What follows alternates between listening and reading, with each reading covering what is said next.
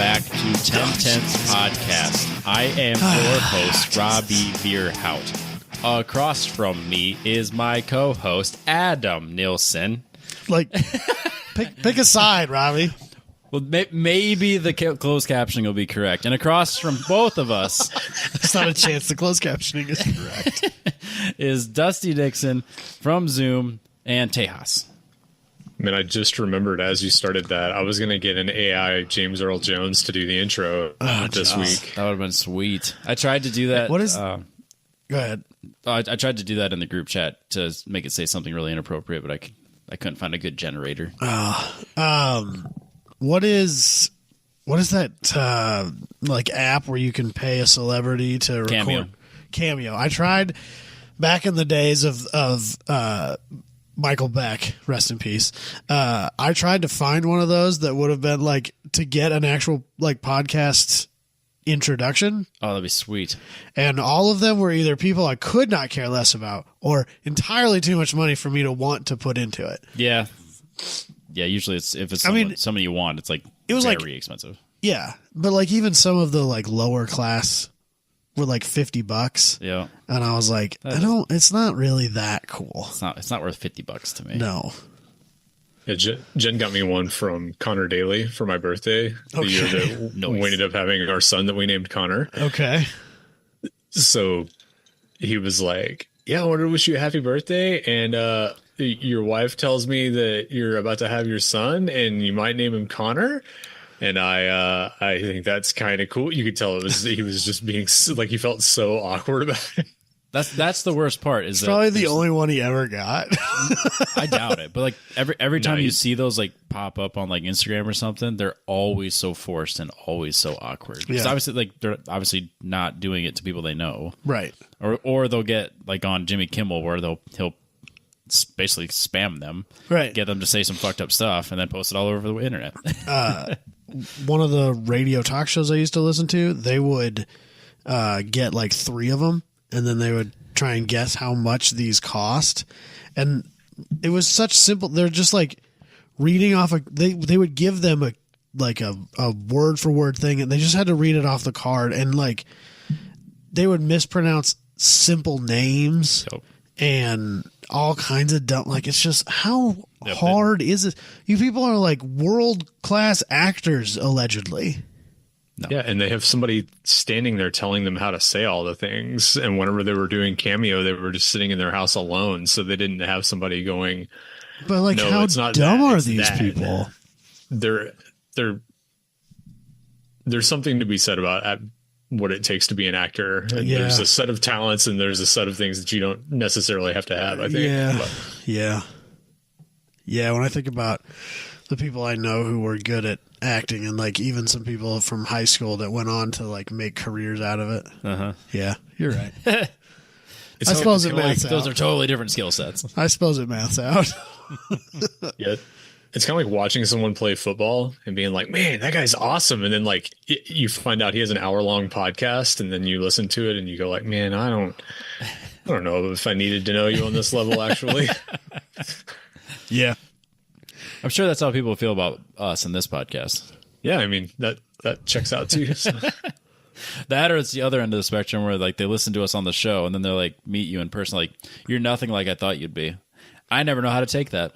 I've had some, I can't remember who, someone told me that like, now that I've hung out with you, the way you interact on the show makes so much more sense. And I was like, I don't know. Is that a compliment? I don't know if that's good or bad either. I remember. And then they just change the subject and move on. And yep. Like, oh, okay. Yeah, they don't clarify it. If they don't, I do because I don't want to know. So. Yep. No, Scott Robertson was the one that really pointed out. I was like, yeah, you're a character on the show, but you don't act like that in real life. I was like, no, not really. Much quieter. I could go a whole event without saying hardly anything to anybody. I don't know that I think you are on the show. You are the person who you are when it's a small group of close friends. For sure. So, this is a small group of close friends, so it works out that way. Yeah, I mean, I'm not the most outgoing person in the world either in a large group of people. No. Maybe a little bit more so than you, but not by much. Yeah, it depends on the situation, for sure.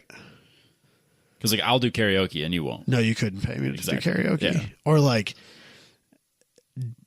dance. Like high school dances. Oh, I do that. Dude, it didn't matter. Any excuse to grind up on them chicks, man. No, it didn't matter who she was. She wasn't getting me on that dance floor. And my son, exactly like me. I believe that. We went to some Valentine's Day dance at his elementary school, and my daughter's like literally, my 2-year-old daughter's literally out there like trying to do the worm. Nice. Because she saw someone else do it. You know, she's dancing with mommy, and she'd come up and try and dance with me, and I'm like, I don't want to fucking do this. And then my son just like standing there the whole time, Matt, like, can we go now? Yeah. I don't want to be here, Dad. Like, neither do I, dude. You know how many bad memories this is bringing back? I don't want to be here. Oh, I was enjoying Talk those. to your mother. Those were fun. No way, dude. Can't do it.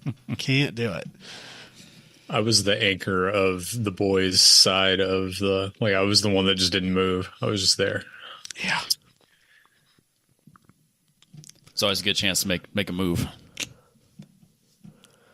The whole time I stood there thinking I could be skating right now. I did that at the bars in college. It was like my thing. I'd have like 2 or 3 drinks, like pre-game it, and then I'd like watch a skate video while we're pre-gaming. And by the time we got to the bar, I'm like, I just want to go fucking skating. Every time. Just call me, Robbie. We could have gone skating. We even had lights at our skate park. We could have been skating. We usually skate. In fact, there was a very high likelihood I probably was. That or we skated the next day for sure. So, unless it was my 24th birthday, and then I didn't do anything for 2 days. Worst hangover ever. I don't remember that. Yep. I definitely wasn't a part of that. Nope. So, anyway, should we open this up? We should open this up. Presented by mypetrobox.com. Uh-huh. You get 50% off that first box if you use the code TTP15. Boom. It's if you can't remember that, just look in the show notes of any show that we've done. Just open it up, look at it. 15% off. That and anything that's currently available in the store. mypetrobox.com. So, the Formula One season. Apparently, so predictable, obviously. From what I've heard this year, it's been a wild ride. It's been good. It's been fun. There's been lots of winners. Yes. Like, it's not just been the Mercedes show or the Red Bull show as it's been in years past. Compared to the past several years, it's been a lot of winners. It still hasn't been a lot of winners. Well, but no, it's been but like a lot there's of been winners. It's more than 2, yeah. Haven't there been like 4 teams that have won a race, at least one race this season? That's a pretty impressive number given years past. And like, I don't think the Constructors' Championship or the Drivers' Championship is in any way, shape, or form a clear winner yet. No, definitely not. And we're over halfway. Just over, yeah. So, I mean, that's cool. It should actually. We be have fairly exciting. We have finish. a legit championship fight, both in drivers and constructors, for the first time in a long time. right. Since I can remember. So, that brings me to every year I'm told that I need to do this fantasy GP thing. Man, I haven't done that in years. I know where this is going. And for some reason it popped into my head like, oh yeah, I did one of those. I should look and see how it's doing. This year we only have 7 people competing, which isn't great. Adam, I don't know we how to needed say this, but promote it a little bit more. You don't have a lot of points, Adam. Well, here's the thing, Robbie. I had to start it because I started it years ago. Yep. And so now I am the owner of the league. And so if I don't start it, it can't be started. Oh. And I have no interest in being a part of it. Because I don't follow Formula One anymore. Now that the Radical podcast is dead, I don't like get my Formula One news from any specific place anymore because Austin Covey and his friends just ditched me. Dude, he's not even doing it. I know, right? That guy's changed. So we only have 7 people, and 6 people. Well, yeah, okay. 6 who have actually played. I've not actually. 6.1 people. Yeah. You know what's funny is I have 0 points, and out of 11,000 people who apparently signed up this year, I'm like 10,300th or something like that. So what's up? But what's really important here, Robbie, is who's in number 2 and who's in number 5.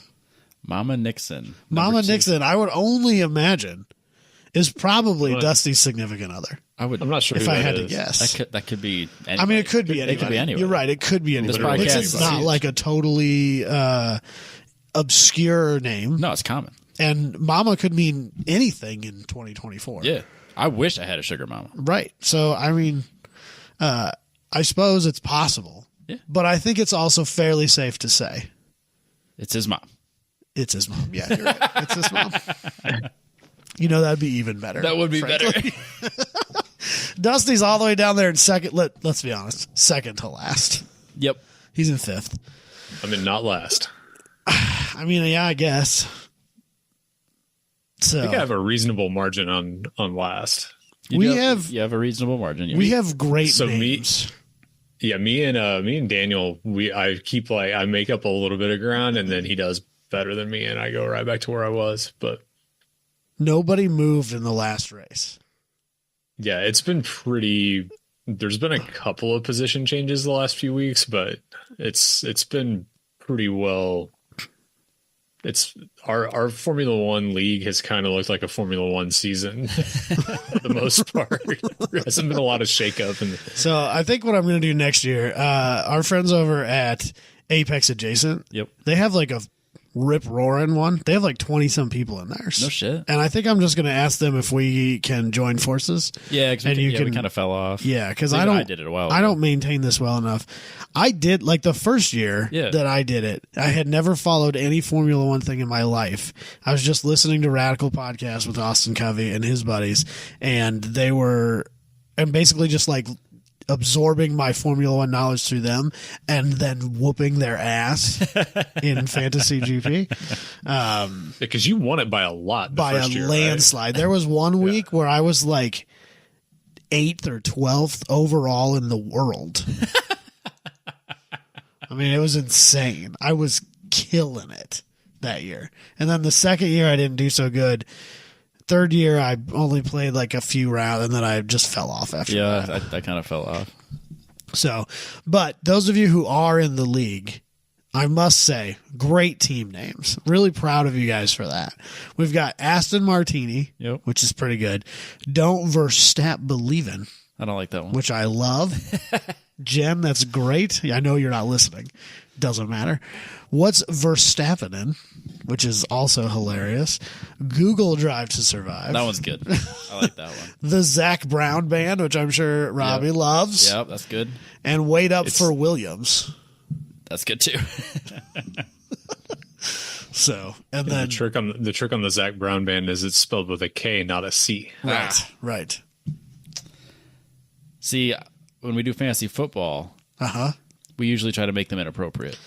So so this year, a very popular one was Hawk Tua because of Tua. I can't pronounce his last name. And then the Hawk Tua girl, obviously. Oh wait, there's a. His first name is Tua. Oh really? Yeah, Tua Tagovailoa. Yeah, I know it, but I'll butcher it. That's total news to me. Yep, had no idea. Yeah, so there's a lot of Hawk Tuas. Okay. Yep. Yeah, if you can make a penis joke, always for it. Like yep. Johnson, if you can use Johnson. Yep. So I'm kind of disappointed in the lack of inappropriateness. Of well, these Robbie, names. there's only one way to fix that. I can fix that. You can be a part of it next year. Yep. Yeah, and Formula One's a little bit. I might be.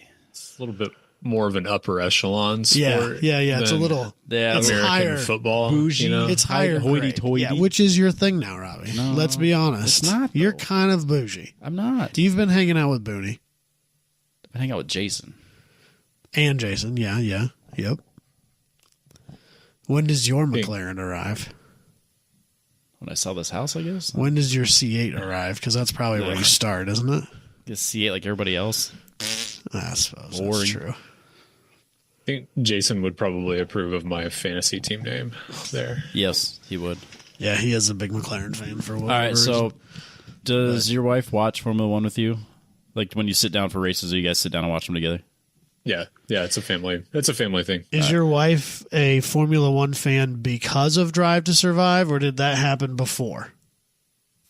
So I've been into it the whole time we've been together, which I goes know back you to have been, but that doesn't mean she has been. So I mean that goes back to 2012. She got more interested in racing on her own in like 2013 when a certain cast member from Grey's Anatomy was driving Jesus a Porsche. Christ. McDreamy. That makes perfect sense. Yeah, and then like yeah, Drive to Survive definitely got her. Like she would sit there and she would see the races on and she had a general idea of what was going on. But yeah, Drive to Survive definitely got her more into the personalities of it. And then she followed. There's a photographer named Kim Illman that goes to every F1 race and does he does photography, but he also does like news and commentary on his Instagram. So he's a super cool follow for F1 because he talks about, the off the track stuff too. So she half the time, or well, obviously from the standings at any given time, she knows way more about what's happening in Formula One than I do. So I really want her to be like that. She had picked her drivers based on cuteness, and that's why she was winning. No, she legit she's better with the strategy of it than I am, because it's like, for anybody that hasn't played it, you have a budget, then you have to pick 3 drivers, and then you pick 3 teams. And the budget basically allows you to have, I think it was always 3. Was it really? Yeah. Oh yeah, it was. Yeah. It was always 3. Yeah, it was. yeah. So like the one that Formula One itself does is different. There's several different variations of it out there, but I like this one because you have a team and then you do predictions every week that you basically get like bonus points above your team. Yeah. And the way the budget is set up, you really, like, you can have 3 good things between your 6 teams. Like, you're going to have, or your 6 things that go on your team. So like, you can have 2 good drivers and a good team, and then 3 kind of mid to lower pack of the other thing. So there's some thought to put into it of how you break it up. And obviously, if you want good strategy, don't talk to me. So the first year that I did it, when I just destroyed all things, Yep. they had a different set of rules on how you accumulated points than they did the second forward, year. yeah. And then, like, I don't know if they've changed it since then. But the first year that I did it, what my strategy was that you, for your team, your drivers could earn, basically every time they made a pass, you would earn a point. Sure. And like, that was a year where Lewis Hamilton was on pole like all but 2 races, and he won pretty much all of them as well. So like, having Lewis would get you points for winning the race, but that was it. Yep. And I figured out that like, you get guys who are good drivers in bad cars and they don't qualify well, but they're better at racecraft and they make a lot of passes and they score you a ton of points. Yeah, so I would like Alonso is always a good value. Right. No matter how good a car he's in, Alonso is gonna rake in some points. Right. Almost every but he weekend. was worth nothing at the beginning of the season. Yep. Because they knew and so they, at least when I did it, they changed value as the year went on. And I didn't change my team once the whole year. And by the end of the year, my team was worth significantly more than I had paid for them. Yes. And so, like, I just got lucky Yep. with my picks. And I had some thought put into it because I'm like, I know this guy's a good driver. And I read through the rules on how you score points. I'm like, this guy's going to score me points, right? And so, and I think I managed to, since I bought like 2 cheap drivers because they were in shitty cars, I think I had Lewis Hamilton, so I was always scoring victory points. And yeah, I did really well. Yeah. No, I remember that. But at the time, wasn't the scoring screwed up too? Like the teams were valued way higher because you had something with teams too. I can't remember this. I can't remember, but yeah, it was hilarious almost how utterly dominant I was there for a while. That's usually how fantasy football goes too. You get someone that's new, they'll draft just. Well, the whatever, other thing is, I think that you have. Well. I think that you get. I don't know if this happens so much in fantasy football, but in this, I noticed that there were a lot of people who would follow their heart and not their head. Absolutely. And they would do worse because of it. Everyone's got their teams. Right. They're like, I know, I love these guys, but I know they're going to fucking suck, but I love them, so I'm going to keep using them. Yeah. I don't know what you're talking about with my team that contains both McLaren and Oscar Piastri. That was the other thing that I think I did was I tried to make it so that most of my drivers were not on my teams. Yep. To like It's increase hard. the amount of opportunities to score points. Yeah, it's kind of, I don't know. This season, it's hard to do that because there's not a clear cut like. I think this year would be really hard. Order. Yeah, This year, like it almost is. You just follow your heart and hope. Yeah. I followed my papaya heart. I'm proud of you for that too. I just want you to know that. Just hang in there. Maybe the rest of the season will work out.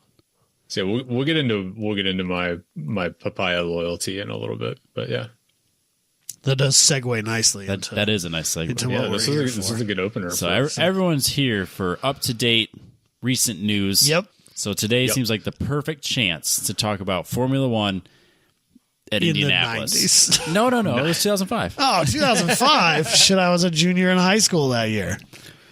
That was just last year, basically. up to the minute 19-year-old Formula One recaps. I don't want to talk about the fact that was 19 years ago.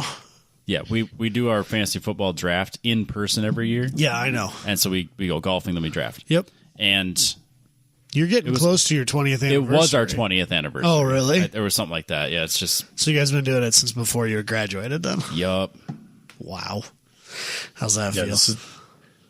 this year would be my 20th high school reunion if my class wasn't so damn lazy that we aren't doing a reunion. Kind of glad that's not a thing for us. I've got 2 more years for mine. Yeah, I skipped all of ours. Yeah, I haven't gone to any of them. No, I'm not going to. In this day and age, We did a 10-year, or they did a 10-year. Yeah, we did. Yeah, and they made a Facebook group that was a private group that you could not invite people to, and there were a number of people on that list that I noticed didn't get invited. Oh. Somehow I did. Well, yeah, And it was at the bar in Sheldon, and I'm fairly certain almost everyone who showed up would have been there that night anyway. Yeah, that sounds about right. I think the last time our class did it, 6 people showed up to a bar, and I think it was Boyden, which I didn't even know they had a bar. Well, if it's a good Iowa town, it has to have a bar in case he's in a church. Oh, they got the church. I didn't know they had a bar or at Casey's. Okay. But yeah, I got invited. I'm like, I'm not coming back for that. The 3 people in my class I still talk to regularly, and I see them, and I'm not going to go back. That's 3 more people than I do. Yeah. Not because I have anything against most of the people in my class. Just different I interests, just different don't. hobbies, different parts of the country. It's fun to have things against people that you graduated with. It's fun. I don't really have anything against most of the people. No. What's funny is most of the people who I still talk to from my hometown were not in my graduating class. Like Dalton. No. Yeah. Dalton wasn't even in high school when I graduated. I forget he's so much younger than us.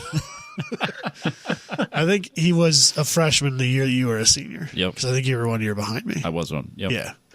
So he's just It's easy- He's just a it's little easy to young kid. He's wet behind the years still. It's fine.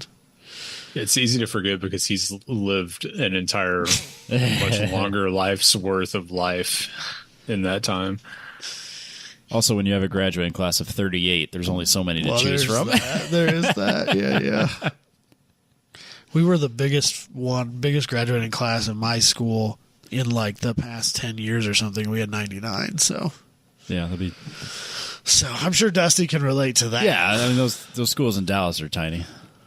No, I had 70 in my graduating class. Oh, okay. That's right. He did come from a smaller town. Yep. Bunch of small town kids So going to big, fancy Formula Well, I One think events. it's like my boss's daughter just graduated from high school last year, and her graduating class was bigger than my entire school system. My Like not just my high school, my school system. Yep. My chemistry class at Iowa State was bigger than our entire high school. Yeah. Oh yeah. But the first class that I walked into at the University of North Texas was in an auditorium that had like 350 people in it. And yeah, that was the size of our high school. Wait a second. You went to University of North Texas. Yes. Do you have the mug? No, I don't have the mug. Oh, man. The mug. Go on. The mug. Go on. So there's a mug. Everyone outside of our school is way more infatuated with this than I want one. I don't care. Go on. So Robbie. it's a coffee mug. And it's a green coffee mug. Yes. It's got the handle, and then it says UNT. So it spells.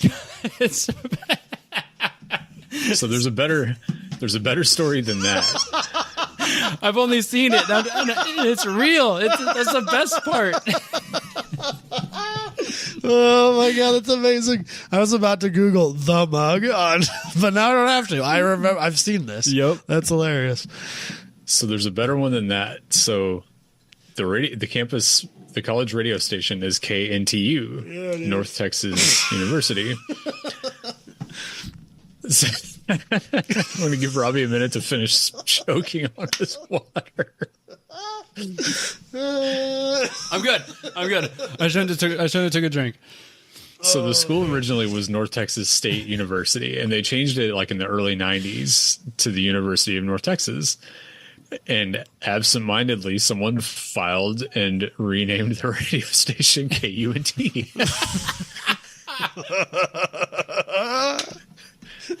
Amazing. And then someone quickly pointed out that maybe that's not the best call letters.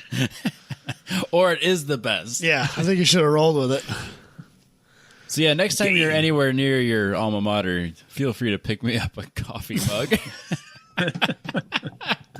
Jesus Christ. Holy cow, that's amazing. So yeah, there's a podcast that I listen to that's a couple of guys that used to be on one of the local sports stations. So anytime anything comes up about my school, the joke is, man, I would really like to see UNT get into the playoff this year, or I would like to see UNT do this. I love how immature we all are. Just children. Yep. Yeah, it was really just kind of poor foresight on the person that decided to rename the school. But yeah, here we are. It's amazing. So tell us about your recent Formula One activities. Let's step back a minute, because I am not a Formula One fan in any way, shape, or form, and basically never have been. So I didn't know that we did a Formula One race at. Did we talk about where it is? Indianapolis. Yeah, so I didn't know there was an Indy or Formula One race at Indy. Was 05 the last year? Let me find. I want to say yes. Was it the oval or was it a road course? Road course. It was the road course. Yeah. Okay. Yeah. So Indianapolis was 2000 to 2007, and it was a different configuration of the road course than what they use now, and it. Do they even do races there besides the 500? Oh yeah, they did runoffs there. Oh, that's right. They did do runoffs there. And there was a champ car race there the year that we were running the Neon, and I voted for that one, even though I had no say or sway in where the car went, because I wasn't actually paying or driving. But I was like, we should go to that one. So I think Attil's loves that track. Honestly, I think he talks about it all the time in the group chat. I think it'd be cool. It's one of those. I would go. It's one of those things that kind of like Road America, where even if the track sucks, isn't that good, you got to go because it's Indy. Yeah, and getting the opportunity to stand there and look at it and be like, all of the history that has happened there. Yeah. Mm-hmm. So I'll work my way up to the experience at the track, but I think the road course was purpose built initially for F1. Okay. In 2000, outside of the Brickyard 400 and the NASCAR race, I don't think anything had happened there except the 500 and just things on the oval up until this. I might be making that up. No, it's fact. We're not going to look it up. Hard fact. So for the audio only viewers, there's a number of pictures that Dusty has dug up from when he went to this. And if none of these have a picture of you, I'm going to be really disappointed.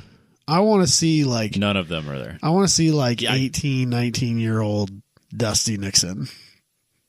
Okay, this would have been there was one 16-year-old. 2005? Yeah, 15. No, it's 19.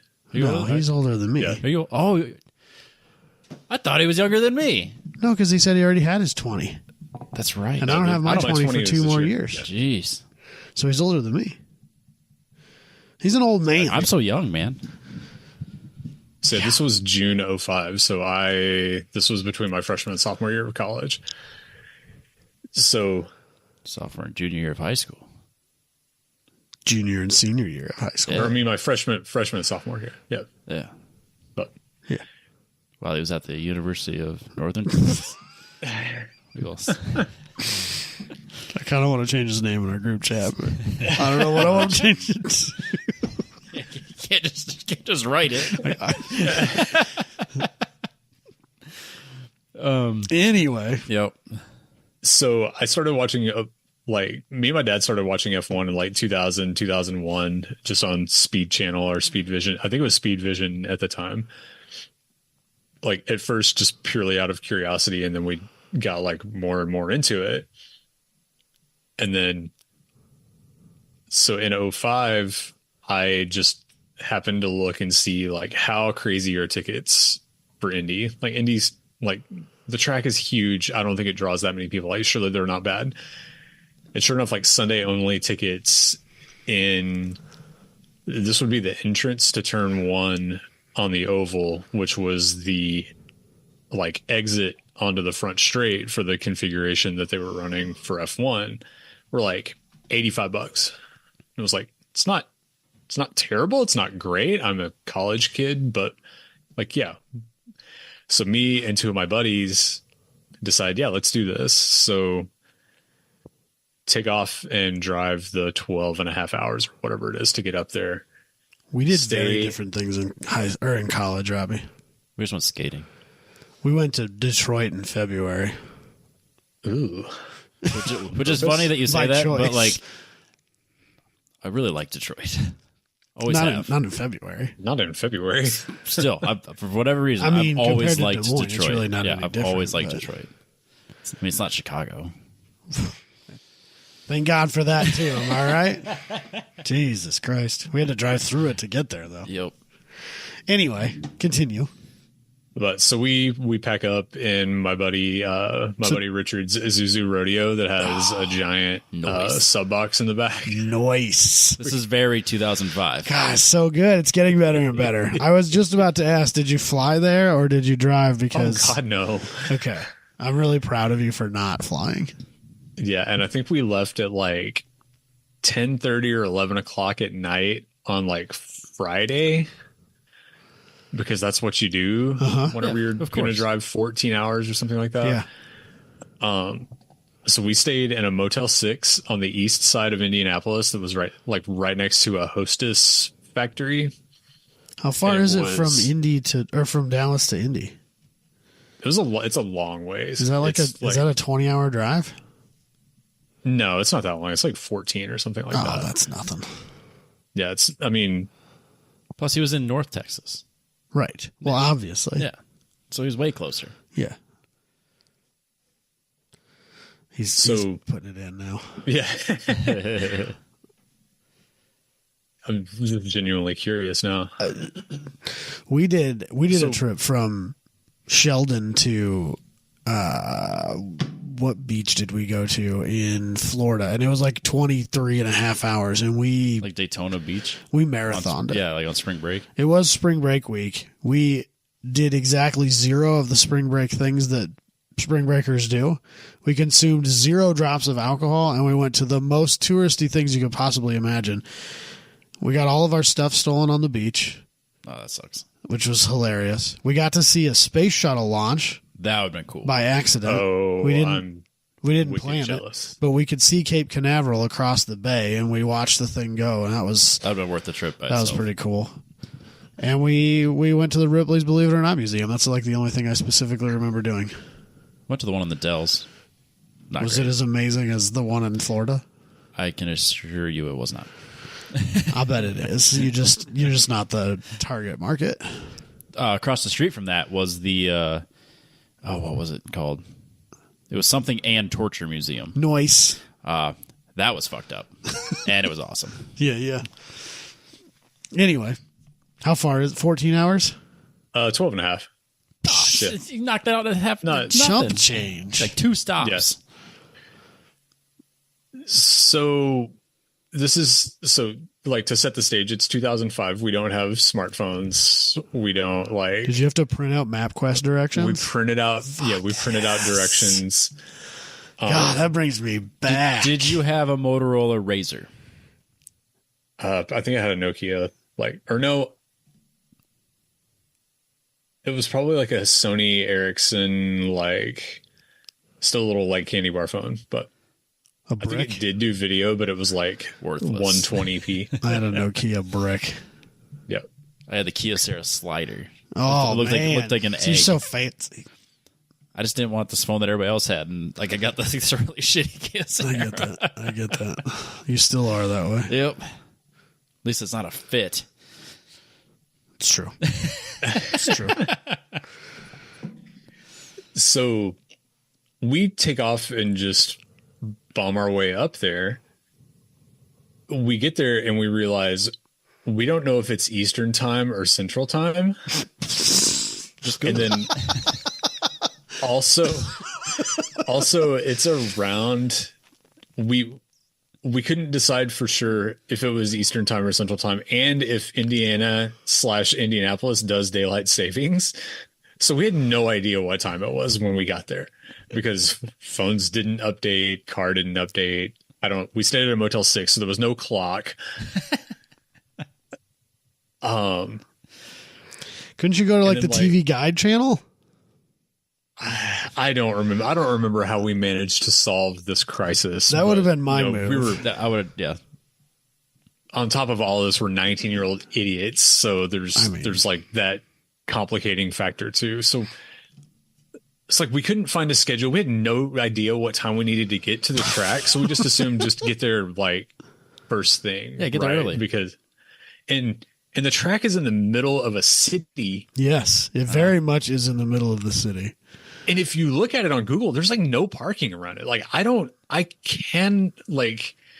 The prospect of being there for the 500 with that many people blows my mind, because from what I can tell, I think the F1 race drew 125,000 at its peak, and it was chaos on the front straight because that was where the majority of them were. How many people go to the 500?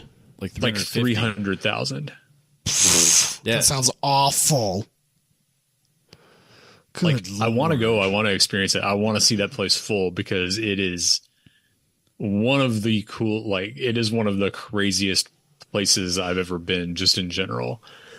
So we get there and park outside of the front straight, there's a grass parking lot that is literally across the street. You walk over and you walk down the sidewalk and you go in the gate and you're in the track, and you walk through the tunnel up into the bleachers. And these bleachers they look like the ones that are in the pictures from the freaking 20s. Because it's the same ones.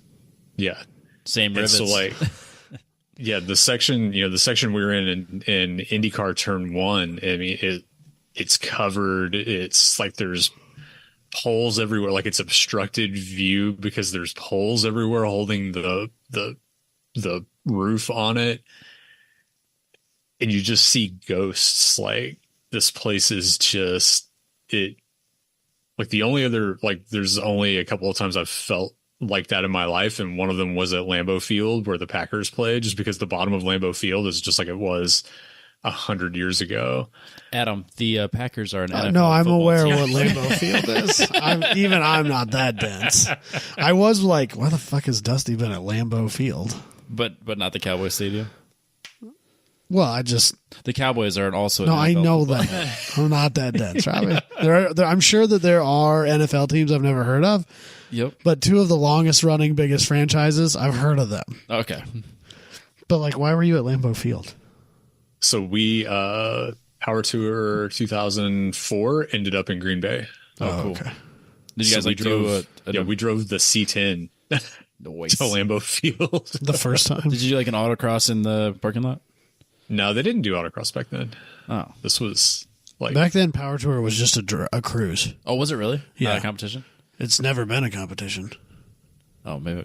What am I confusing? you're thinking of Drag You're Week. thinking Drag Week. That's what I'm thinking of. No, Power Tour is just like a giant Like a cruise. rally? No. It's just like it's basically just like 6 or 7 days of car shows that just move across the country. That drive from city to city. There's 10,000 cars, and they drive from one city to the next every day. Huh. But it used to just be that. But now, since autocross is such a thing now, they have all the other stuff involved in it. But yes, Power Tour is just like literally just a cruise. Okay. you just down the road. There's no rally. There's no racing. It's just driving down the road. Yeah, if that was a quiz question, never would have got that right. Gun to my head, never would have got it. No chance. I mean, How many Power Tours have you done? we did 2. We did 03 and 04. Okay. Did 03 with just the truck, and then 04 I had the bright idea to take my buddy with me, so we took the C10 and my lowered GMC Sonoma. And Nice. Awesome. yeah. Anyway. So get to the track on Sunday morning, and we have in which at this time too, like F1 wasn't like the practices and the qualifying wasn't covered. It was just the race on Sundays, at whatever time it happened live, and that was that on Speed Vision. So we roll in, we have no idea that anything's been going on. Well, unbeknownst to us, the Toyota is going through IndyCar turn 1, which is the final turn coming onto the front straight. Like, I don't remember if it was like Timo Glock or somebody like blew a tire, hits the wall, a car explodes into a million pieces. So at this time, there was 2 different tire manufacturers in Formula One. There was Bridgestone and Michelin. Bridgestone was Ferrari, who had been dominating up to that point, and then a rules change kind of took away their advantage for this year. And then Jordan and I don't remember what the other team was. 2 backmarker teams, and then Ferrari. Everyone else is on Michelin's. So the problem here is that turn 1 is banked. Formula One cars don't do banking. Like, this is the only turn on the entire track that they're running on a banked surface. And Michelin figures out fairly quickly there's a very narrow range that these tires can operate in on that banking. Like temperature wise? Just like this was yeah. That's why I was shocked that you hadn't heard about this. This was I a don't have any idea what's going on. huge deal. Okay. There's a lot of history here, and he's going to get into it. Okay. I'm not going to steal his thunder. All right. Yeah. So like tire fails in practice, tire fails again in practice. Michelin has no answers. Michelin's like, from the best they can tell, the tires just can't handle the load on the banking, because these cars are running like 180 something miles an hour around this bank onto the front straight. That is child's play. IndyCar laughs at you and you're 180 miles an hour. Well, whatever. I don't know what this No, the I speed know. was. It's still 230, whatever. right. I doubt it was. They were IndyCar running speeds. it's super 215 or fast. something on the front. I mean, and these cars are making heinous amounts of downforce. This was the V10 era. Yep. So this is V10. This is 22,000 RPM. Oh, This is Christ. this is Can we grooved. pause for a minute since we slips. talked about Are we it? going to warn our headphone users? Nah, fuck them. Headphone users beware. Headphone users, turn it up.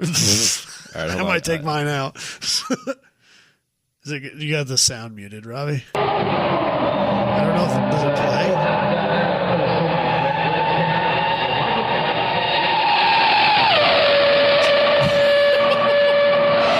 Can you hear that, Dusty? I think I'm just getting like feedback. It's of it, but- it's recording on here, so I Okay. mean, someone's hearing it. Okay. All right, All right. we got one Fair more. enough. That's so ridiculous. That's at like 3%.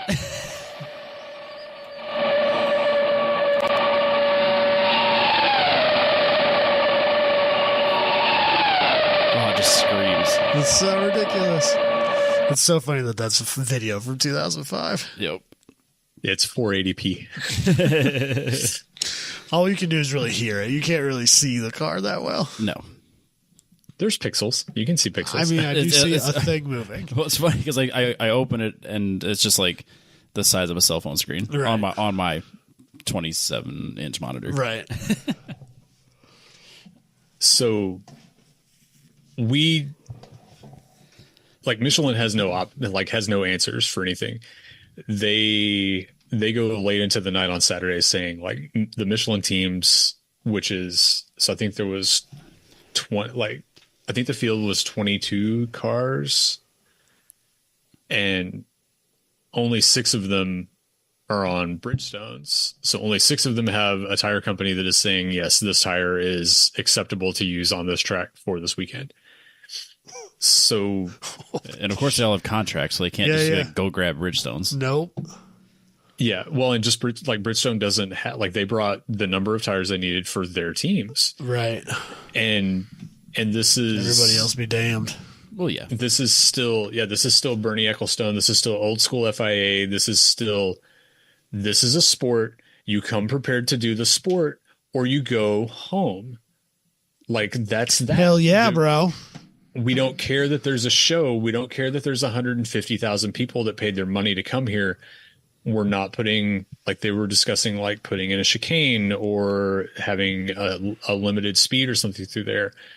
And Formula One and FIA both said, no, this is not on us. This is on you. You have not come. You didn't prepared. build the better mousetrap. I love it. Yeah. I support that. Honestly, let's go. I agree. So there is a significant portion of me that misses this Formula One that was purely about the rules and the ethics and the chase for the best possible solution to a problem, because it's not that way anymore. It's for the show.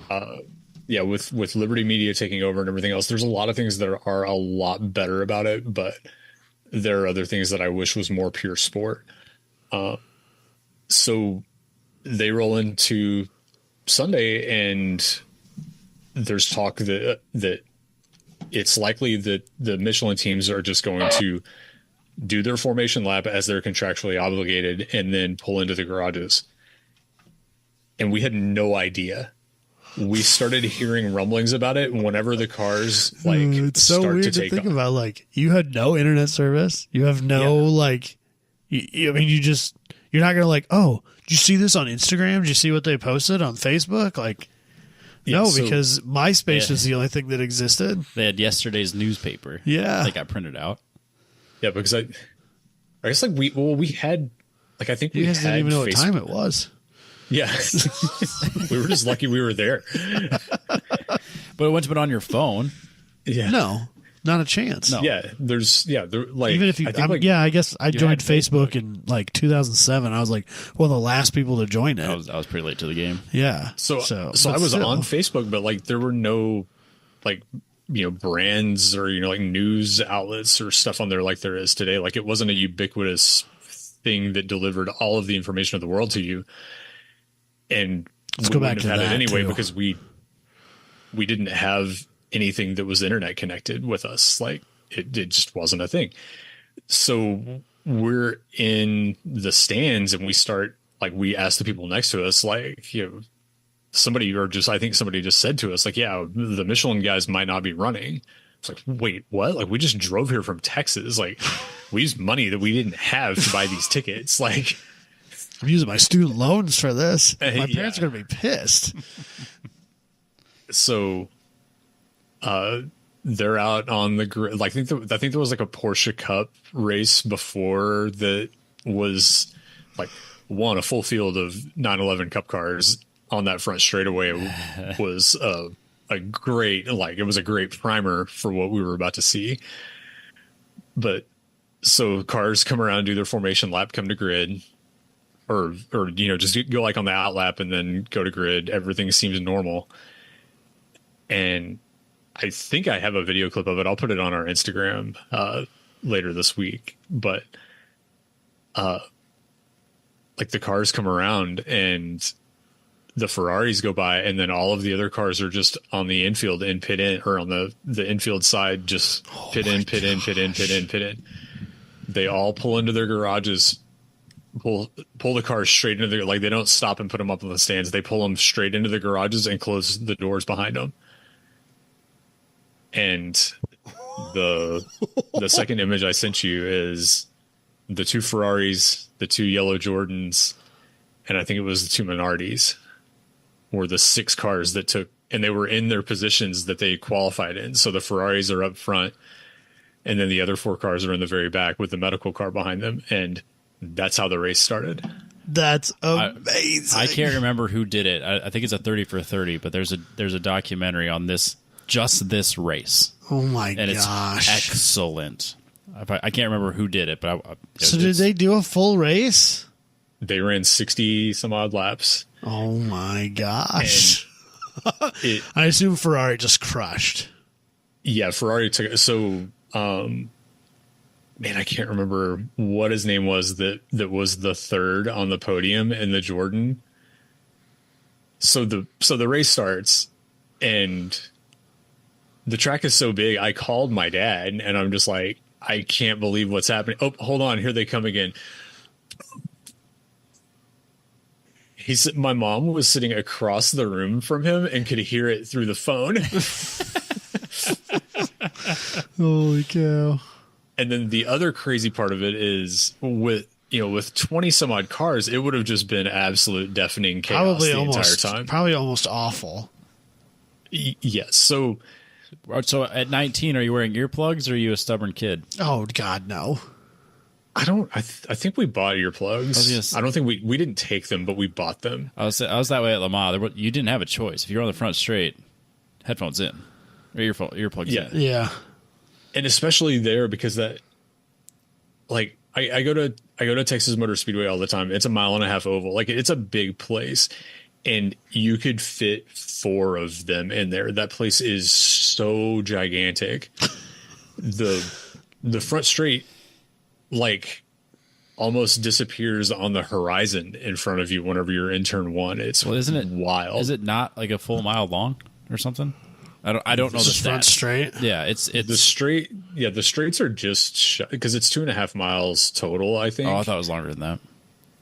And I think the straights are like, but it's 3/4 of a mile or something. Yeah, it's absurd looking at it on a map. Yeah, because isn't there a golf course? There's a golf course in the infield. There's like 9 holes of a golf course in the infield. Or no, it's Daytona that has a lake. Yeah, Daytona's big too. Daytona's got a lake. But yeah, this is the cool. I want to fish Daytona Lake so bad. I want to drive Daytona. That is like the top of my racetrack fishing dream, for sure. Well, if I make the trek down to drive Daytona, I'll be there. You can tag along. Yeah, for sure. So it's 2.543 miles long. The road course. 2.543 miles long with 13 turns. So, I'm trying to find the actual oval. See how big it is. Like from the entry of turn 4 to turn 1 is like 4,300 feet. That's it's like 3/4 of a mile. Yep. It's like Sorry. we were in turn 1. We watched the first handful of laps, and then we're like, well, there's not really that much to watch in the race, so let's just go see what we can get, like where we can go, what we can get into. So we step outside of the bleachers and walk down what feels like a pretty good distance, and then we walk back in and we realize that we're not even halfway to the starting line yet. Jesus Christ. And then we figure out that you can just walk along the fence on the front straight, and it's like there's a sidewalk in front of the stands, there's a handrail, there's the catch fence, and the concrete wall that is the track. And like I could reach out and nearly put my hand on the catch fence. Oh my god. And there's like no ushers that are moving everybody or anything. So like we stood there and just watched the cars go by at 200 and something miles per hour, turning 20,000 RPM in 7th gear, just over and over and over again. They might have been 6 speeds at that point, but. All right, hold on one second. So The track is 2.5 mile rectangular oval. Has 2 5/8, which is 1,000 meter long straightaways connected by 4 geometrically identical 1/4 mile turns. Okay. Connected by 2 1/8 mile short straightaways. That's crazy. Yep. The turns have 9-degree banking, considered relatively flat by American standards, modern American standards. But if you were a French company building tires for a bunch of British cars, it was insurmountable at that time. Yeah. That's crazy how long that track is. 1/4 mile corners. Jesus. Okay, continue. Anyway, you were standing at the catch fence. So the wild part of there only being 6 cars is you can hear them individually, and after a little while, I can hear the difference in them because the Ferraris sound like Ferraris, and the so let's see, the Minardis were Cosworth, and the Jordan was a Toyota. And the Ferrari sounded like a Ferrari, and the other two sounded like a Toyota and a Cosworth. like they were all just complete like assault on the senses, but the Ferraris were another level. And it was so shrill that it pierces straight into your brain through your ears, yet also this guttural roar to it that punches you in the chest. And it just echoes and echoes and echoes and echoes in that track. It almost tops. I think it does top the experience of watching Formula One, of watching Top Fuel cars, because it was just completely insane. That's a big ask. Yeah, I know it sounds insane, but and then the other thing that never came through on TV, which I feel like they've gotten better about pumping up the sound of the cars in recent years, because everybody complains that you can't hear them whenever you see them in person. Yeah, but the problem is when they do that, you still just hear the V6s that they have. Yeah. I mean, it's like, yeah, great, you turned it up, but it's better than Formula E. There's that. But even that has like a better whine to it. Yeah, that's fair. I don't hate the Formula E car. So you know anymore. that new Brad Pitt movie that's coming out that's literally just called F1? Uh-huh. And they did a teaser, and they showed a bunch of like in-car footage for the teaser video for the movie, and they could have just made it great. No, they use the same engines that are currently in the car, so it sounds like shit. Well, what'd you expect them to do? Put the V10s in them, fake it. Yeah, they're not gonna do. I mean, that would have been I could have told good. you That would have been that. so much better. Nah. You can do whatever they want, make it any sound in the world. Yeah. And they chose the current V6s. I mean, they've shot all of that like on track during races and stuff, so it's probably the actual audio for once. Yeah, so. it should be. Yeah. So the other thing about them that never came through on TV was, there was no fuel flow limits, there was no they were doing all kinds of stuff just to try to make these cars as crisp and aerodynamically advantageous as they could, and fuel flow and usage be damned. Every time they would downshift, it sounded like a bomb going off. Like a bomb, like a bomb. Just at the end of the straight, you just hear ka-ka, ka-ka, ka-ka, like these just booms out of the back of the cars. The coolest engines ever made, and it's not even close. You're probably not wrong. I even seen, we went a couple of years ago, Red Bull did a show run in Dallas with a V8 car, and it was like, this is so cool and so insane, and it still doesn't hold a candle to what the V10s were.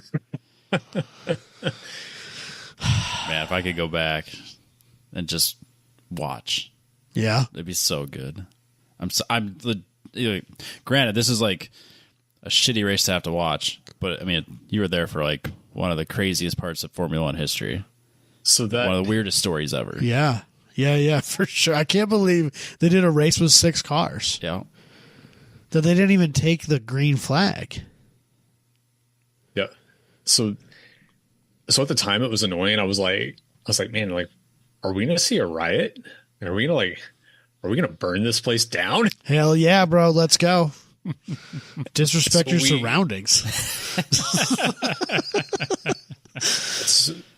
So we worked our way down the front straight, and I think we walked over like under the tunnel over to the infield side with the pagoda, and like then we just like walked back out and walked down in front of where the podium was, because they have the podium where they stand up underneath the pagoda, the big pit building, and they Schumacher gets up and takes the trophy and is just very subdued because he knows what an absolute shit show this has been. And then whoever took third. Yeah, Rubens does the same moon. thing as the second Ferrari driver, because he's been there before.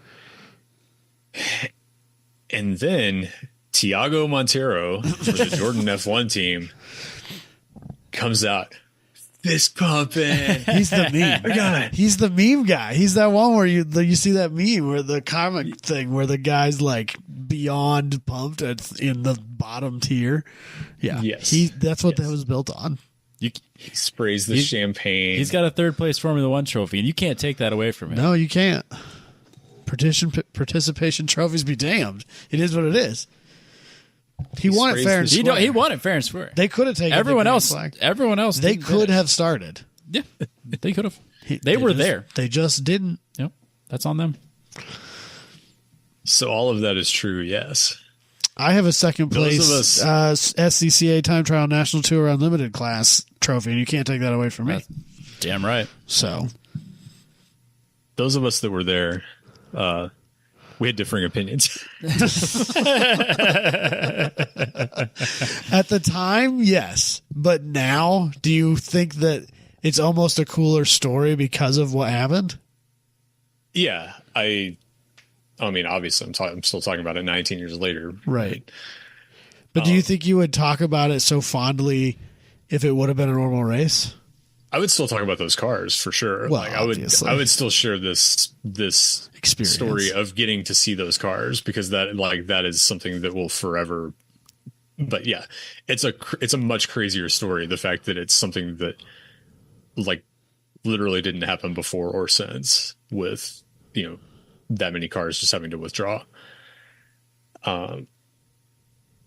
So yeah, like we booed the living shit out of him whenever he started celebrating. That's amazing. That's awesome. You guys couldn't have just I would let the guy have his moment. No, screw that. They had They were terrible. 66 laps of 6 cars. I mean, I'd be pretty resentful too by the end of it, knowing that there's all those other cars just sitting in the garages. I suppose watching the race with me. I guess, especially when you're paying $85 as a college student, or who knows what everyone else paid. Well, yeah. Now those tickets would have been $500 a piece. So, yeah. So like the Jordans were like. It's like you think that there's a big spread between the front and back of the field right now. Like it's not. So no. So Formula One has the 107% rule, and it's just not a thing anymore because everyone is so close, and there's no like true privateer backmarker teams anymore. The 107% rule was a big thing. Like I didn't know that Formula One had that rule. Yeah, for sure, it used to. Yeah, now when they're when you're doing practice or qualifying, and they're talking about like he's so far off pace, they're literally talking about a second. Right. In 2005, if the entire field was do you a few seconds, it was. You remember? I mean, it's been quite a few years ago now, but I did an opener where I was trying to compare win margins of races, and the only one I could find that was easily compilable was the Indy 500, and like the spread on like a 10-year average from like 1950 to 1980 to 2010 was insane, and like you can't tell me that's not better racing. Yeah, like I'm reading. Like everything else involved might not be as good. There might not be the passion and the way the rule books are written, we don't love as much, and the engines we don't love as much, and the fact that they're limited on what they can do and what they can't do, we don't like that as much. But the racing itself is better, way more competitive. Yes, so it's closer. It's closer. Yeah, I don't that's know that that's what I mean. The cars are more equal. Yeah. Yeah, because like I'm reading Jackie Stewart's book right now, and he's talking about races he's doing in like the 50s and 60s, and he's like, "Yeah, we won the race by like a bajillion fucking laps." Right? Yeah. Because we're the only ones that our car didn't literally explode. Yes. Well, there is that. Yeah. So yeah, to put it in perspective, and at this time too, they reintroduced refueling, I think in 2005. Because Ferrari had been so dominant, and they were doing it purely with the fueling strategy, or I don't remember how It's only been 19 years. Don't worry about it. Yeah. so I'm pretty sure for this season, qualifying, you had to do your qualifying with the fuel load that you were going to start the race on. So you could game the fuel load to get a better qualifying spot. So Toyota had like put all of the money in the world into F1 and were wanting to make a really big splash in the US for the marketing side of it. So they put like a thimble of fuel in Jarno Trulli's car, and he got pole whenever the car was not competitive at all. The plan for him was to pit on lap like 2. To be able to just say that they won a pole. Sure. So Jarno's lap was a 1:10.625, and the Jordan that ended up third had a qualifying lap of 1:13.4. So he was and a half 3 seconds off pace. That's So that's the kind of spread that covered the field at this time, but. That was a question I couldn't remember if they were doing fuel during pits at this time. So I think they reintroduced refueling in 2005. I don't remember for sure how it. Ross Braun's book, he talks about how they dominated. They dominated with Schumacher for so many years, and like literally Bernie Ecclestone was like, change the rules so they can't win anymore. And Ross said at the time it was frustrating for them because they knew exactly what the rule was about. But at the same time, he said that like even people in Italy would come up to him and be like, you took the fun out of my Formula One racing because there's no drama anymore. I just know you're going to win and I hate it, even though I love Ferrari. Yep. So yeah, so they we got through the podium ceremony and nobody burned anything down. It was pretty low key overall. Did they let people go on the track like they do now? No, it stayed locked down, and we just hung out for a little while and roamed around the track a little bit. And I was like, well, I guess we'll just go back to our scumbag motel and wait till tomorrow morning and then go home. So kind of the aftermath of it. One, we went to. So I'm from Texas. We don't have White Castle here. Hell yeah. And Harold and Kumar was a thing at that time. So we found the closest White Castle we could in East Indianapolis and went and stuck out like sore thumbs while we were there. Probably, I think I've been to that White Castle.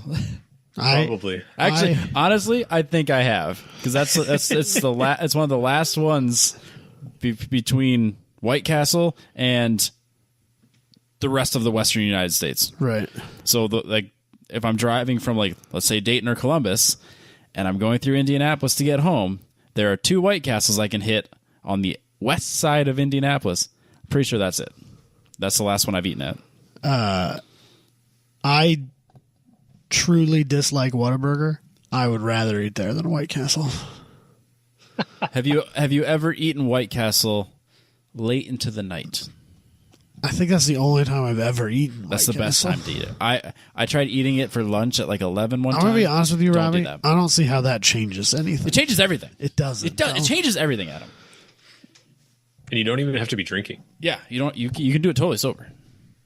I think that's the problem, is that I've only done it totally sober, and I'm like, this fucking sucks. It's great. It's the best. No, it was. It's right up there with like watching baseball, where like you can't do it not drunk, because otherwise it sucks. Well, it's sports. You can get into it, but I mean, I agree. Baseball's boring, Robbie. It's still sports.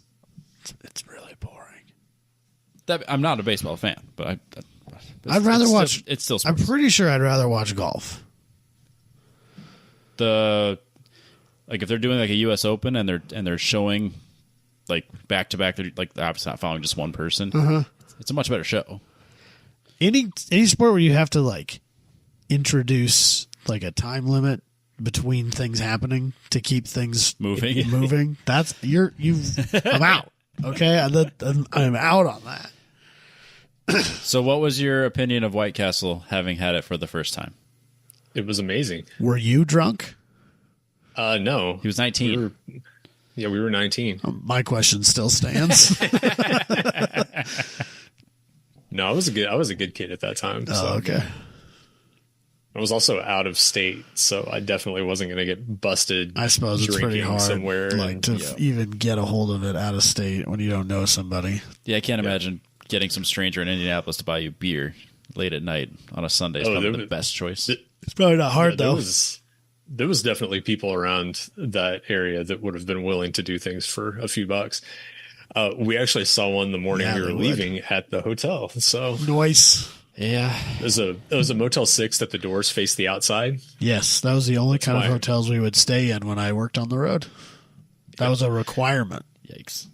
So I determined I will still stay at a Motel 6. The trick is you just have to look at Street View, and if you can see the doors to the rooms from Street View, don't do it. It's not. That's a bad plan. Have I ever told my prostitute story on the podcast?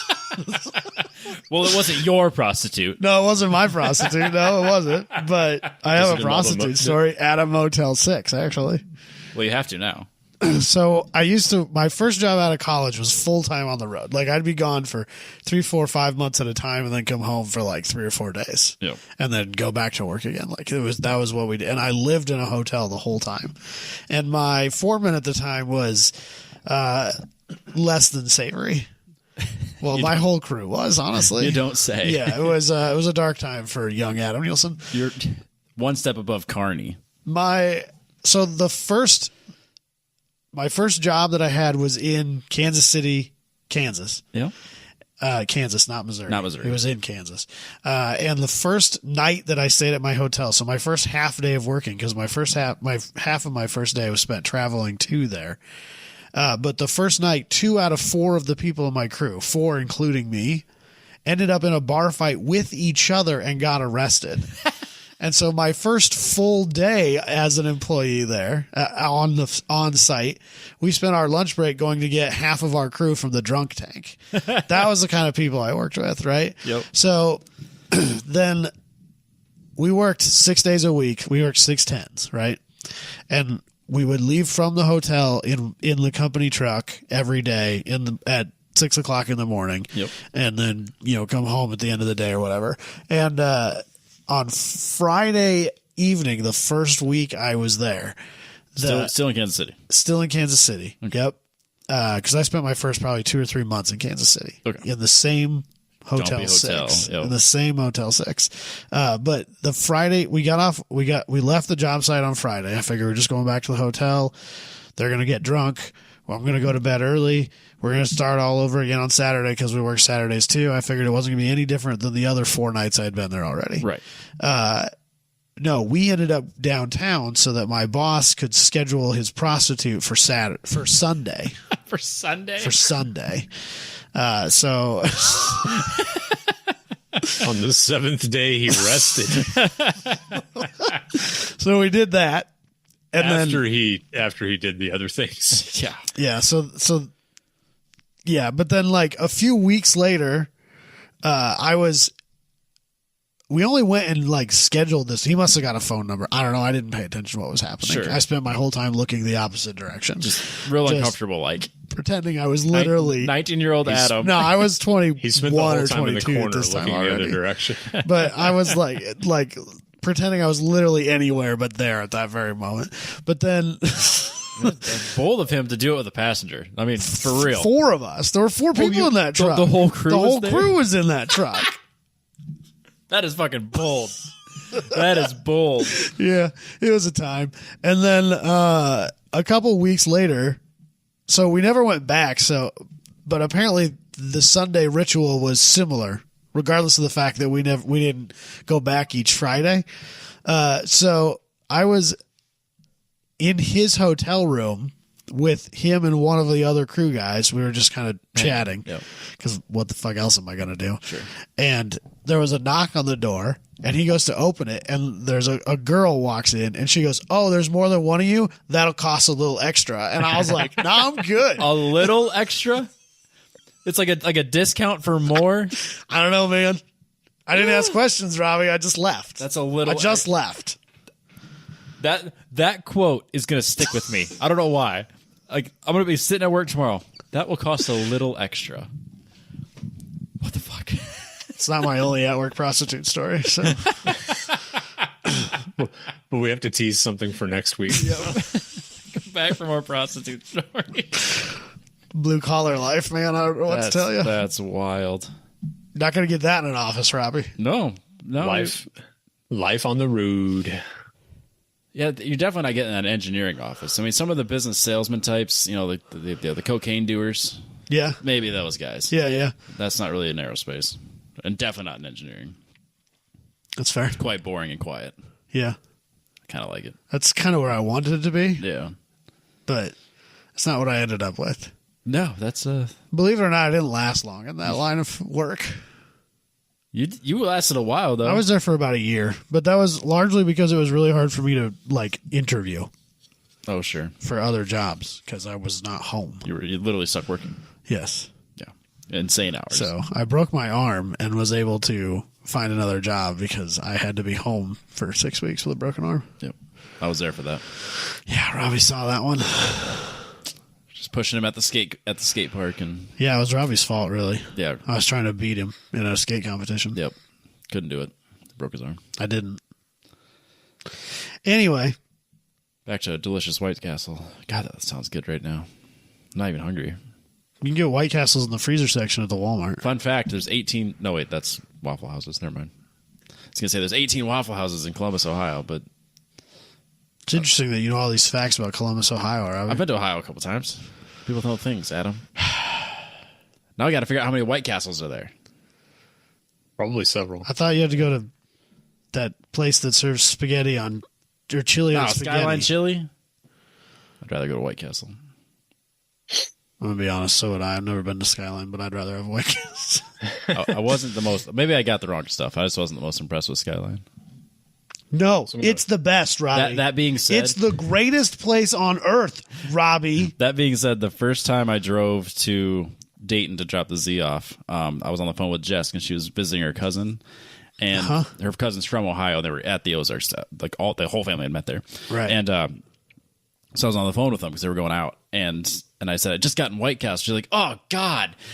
Like, you might as well just have gotten Skyline Chili. Because, yeah, she's from Dayton. Right. Yeah. E-Man's a huge Skyline Chili fan. Maybe I'll try something different next time. I don't get it. So anyway. So to tell a small story about the place that we stayed in, the street it's on is Shadeland Avenue. Yeah, it is. And then if you want to play along at home and see the White Castle that we went to, it's... I do, actually.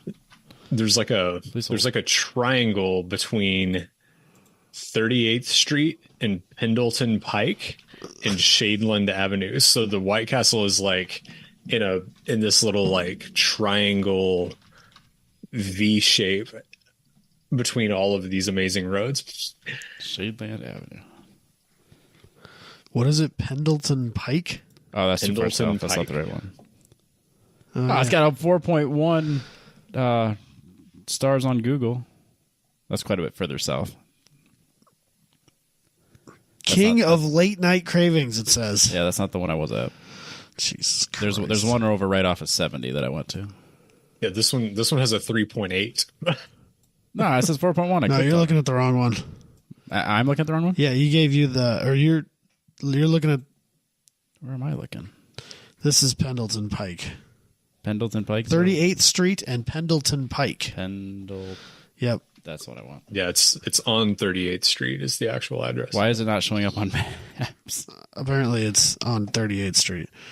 No, it's not. 6901 Pendleton Pike. Yeah, right there. Corner of 38th. All right, so that would be... Oh, that's way on the other end of the city. Yeah, this is east. Oh, my bad. That's not the one I went to. This is northeast Indianapolis, because whenever I booked the hotel, I also couldn't read a map, apparently. Clearly. Yeah, that's a bit of a trek. It's about as far as you can get in like the worst direction from the Speedway. Yep, here's Speedway. All the way over to your hotel. It's fine. So yeah, the morning that we were leaving, I walked out of the hotel at like 7:30 or possibly 8:30 or maybe 6:30. I'm not really sure. We'll never know, honestly. And I hear like some juggling at the door. And I give a thumbs up. Yeah. I hear some juggling at a door like 2 doors down from us, and this girl walks out wearing like a tube top and like a sequin tiny little like hot pants kind of thing. And she looks up at me and she's like, "Do you know what time it is?" I was like, actually, I don't have my watch on. I I absolutely do not know what time it is, literally or figuratively. And then she just walked to the end of the parking lot and turned left and kept walking. Yikes. Never to be seen again, probably. Maybe. Who knows? Wow. Yep. So Good times. So the aftermath of all of this, like Michelin ended up doing like a settlement. I don't know if it was through Formula One or through the track, but I got an envelope in the mail like several months later with a check with the value of the tickets, I think. So they basically just bought our tickets back. Wild. And, didn't pay us for our hotel or the gas it took to get 12 and a half hours up there. But I mean, that's more than I would ever have thought you were going to get. Yeah, I can't believe they got you anything back. We wrote it off and it was kind of whatever. And I mean, it was a fun story. And we,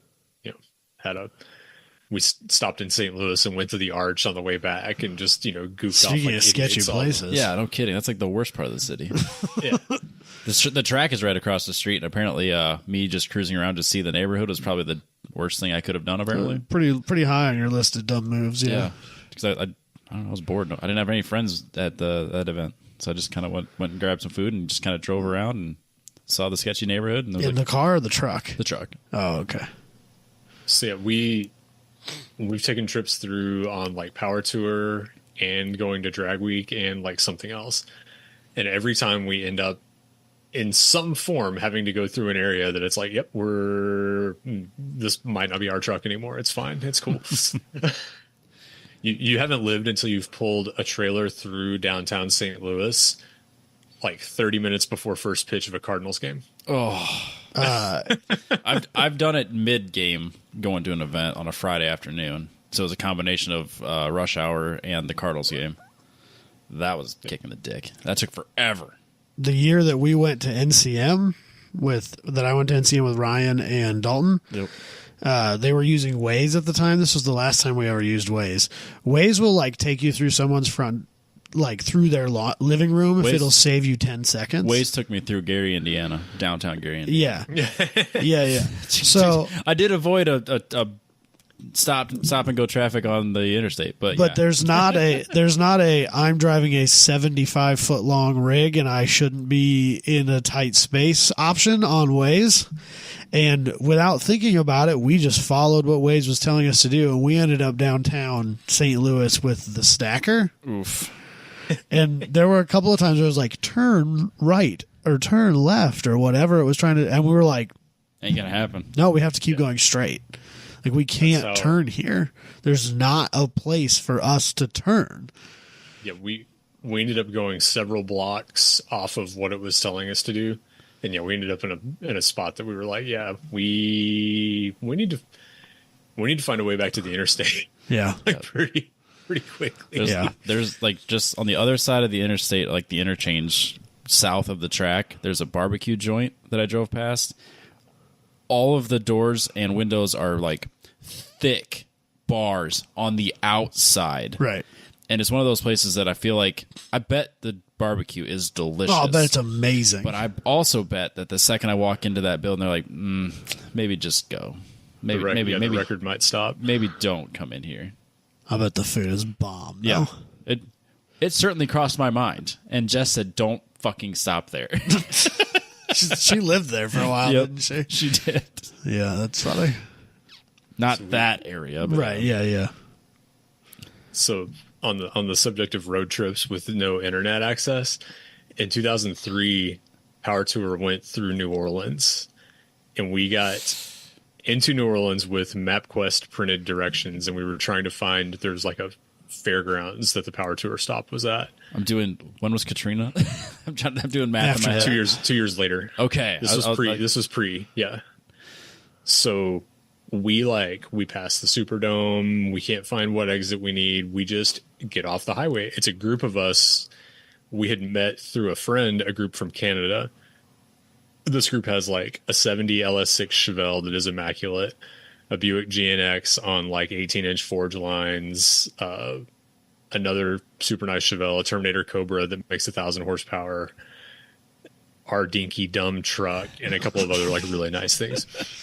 We pull off of the interstate and stop at a gas station, and one of the guys walks in, and the guy behind the counter says, all right, you need to go up to this, turn left, then turn right, and don't stop. Literally, you don't need to be down here with those cars. Like, I kept it. Appreciate it. Thanks, man. Yep. That being said, I love New Orleans. Never been. I need to spend more time there. I wouldn't hate going. Yeah, we had that entire experience we were there was just like, which we were in our Pride and Joy truck, and we got down, the hotel we were booked at was in the French Quarter, and we get down within a block of it, and they're saying that because it has a parking garage, it's like in one of these old buildings that has an elevator to take cars up. Oh, jeez. And they're like, well, the parking garage is full. You're going to have to park in public parking on Canal Street. And we're like, we're out. We're done. Nope, we're not doing that. Yeah. Not doing that. Truck is getting hot. Of we finally find a way out of the quarter and then just get out on the interstate and just drove on to like Lake Charles or something, because it was just like, no, like I said for a long time after that, I did not leave anything down there. I do not need to go back to get it. Jeez. We finally, one of the years that we did Optima at NOLA, we went down and just like hung out and had drinks and dinner with like Mike DeSold and some of them one night down in the quarter. It was fun. Yeah. But yeah. Name dropper. Yeah. Just getting drinks with Mike DeSold. Yeah, whatever.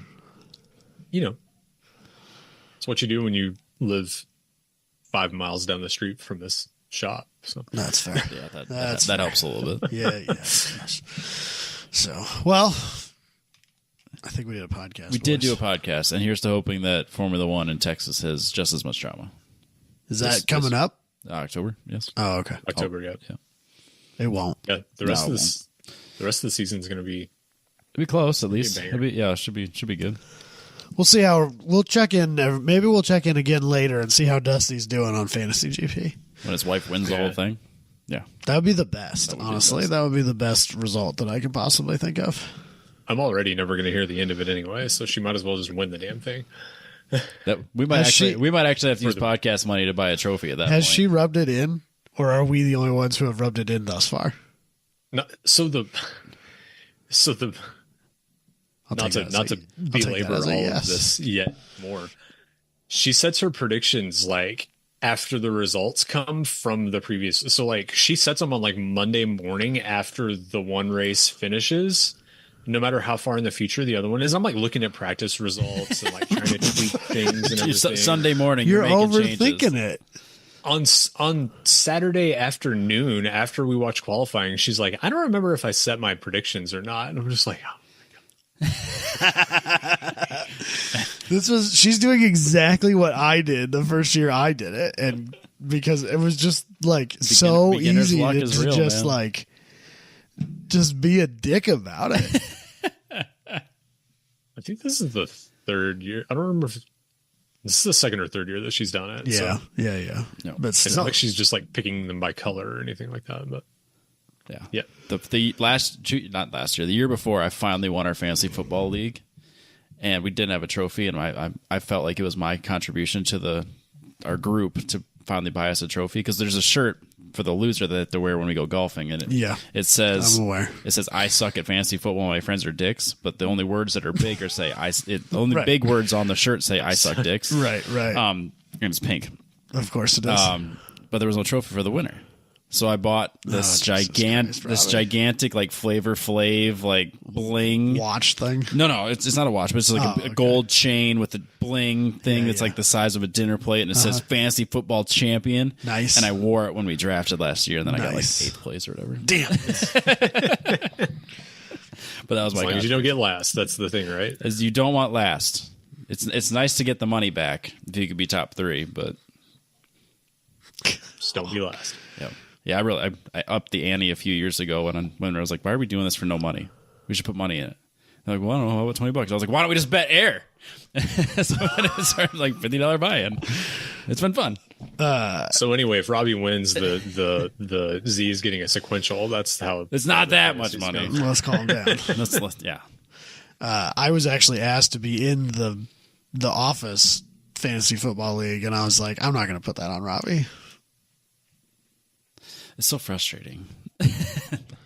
I don't know what I'm doing. I would just be picking. That's the year you're going to win, though.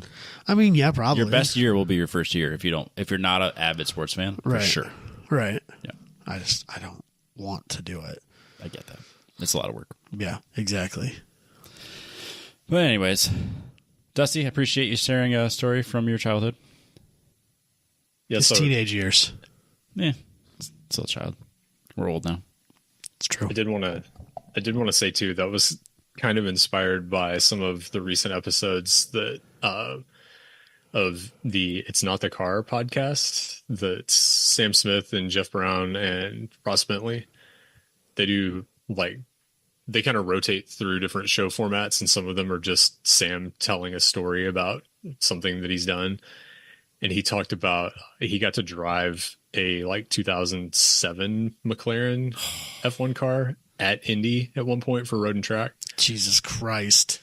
It's an amazing, go find that episode and listen to it. It's a crazy, crazy story. And right. I'm behind on that. So jealous. That's literally the only podcast I'm behind on. I mean, it helps that no one's making podcasts this year, but it's true. We've been as consistent as Slip Angle. I'm a little behind on Dinner with Racers too. Oh fuck! I'm like 2 seasons behind on Dinner with Racers because I keep getting. There's some good ones. Every time I want to start it, I get another book that I've been waiting for. Yep. So I used to be all caught up because I would travel alone to events and stuff. Right. So I'd listen to podcasts. Right. But now that people go with me, I don't listen to podcasts unless I'm mowing. Right. So you should get a job 50 miles away from where you live. Can't recommend, Robbie. I don't want to do that. I'm kind of at like a 30-minute max. That's kind of where I prefer to keep that. Yeah. But who knows? Maybe things will change. I don't know. 30 minutes is like a decent decompression. Anything beyond that seems to be work, in my opinion. 15 to 20 minutes is okay. Sometimes make a lot of phone calls while I'm driving home. Just call people. Call mom, call dad, call whoever. Sure. Tried to call Spencer Crone. Doesn't answer. He was like, I'm about to get on my bike. I'm like, all right, cool. And he was like, I'll call you back tomorrow. He didn't call me. He didn't call me. He's a fucking dick. I think he still listens. I hope so. I hope he does. What to say? Does he still listen? Yeah. So he'll call me back. Find out. Yeah, well, he'll finally call him now. So, all right. We'll catch everybody next week for prostitution stories.